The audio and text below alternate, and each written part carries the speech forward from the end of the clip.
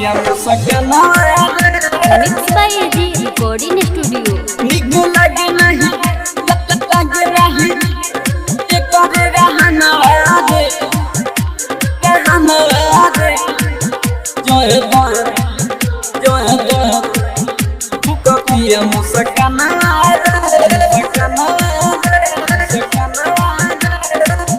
नवरात्र में कोइल अतीर लगे कर मराइल मोहतीर का कहिया बड़ा अति कोइल दिया समझाओ तुम हार गल बनी रखे नवरात्र में कोइल अतीर लगे कर मराइल मोहतीर मारा दाना ले खचा बावेल छौड़ी पानावा बढ़िया न बात बा पेंट ना करे के पड़ी बस साला चुप निक लगे नहीं करे रहनवा रे पाने खा के तू कतिया मुस्कानवा रे निक लगे नहीं करे रहनवा रे जोए तोए तू कतिया मुस्कानवा रे। आप सुन रहे हैं जीके म्यूजिक एंटरटेनमेंट की धमाकेदार प्रस्तुति। करे रहनवा रे रहनवा रे तू कतिया मुस्कानवा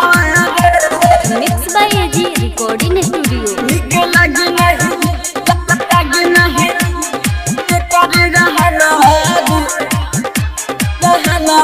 रे जोए तू कतिया मुस्कानवा घर से चोरी छुपे आइल रे 10 गो रुपिया ले आइल रे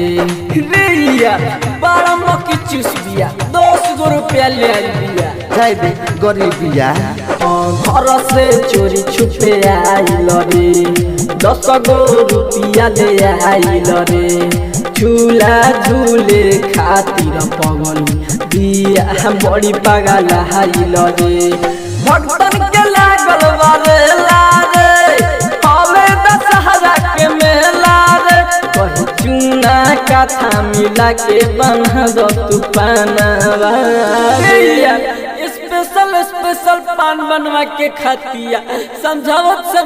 हार गइल बनी सब बिगड़ गइल बिया निक लगे नहीं करे रहनवा रे पान खा के तू कतिया मुस्कानवा रे निक लगे नहीं करे रहनवा रे जोए तोए तू कतिया मुस्कानवा रे।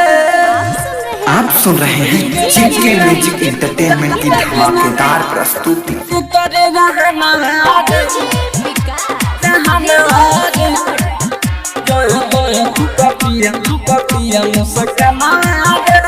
Mix by AG recording studio. निक लगे नहीं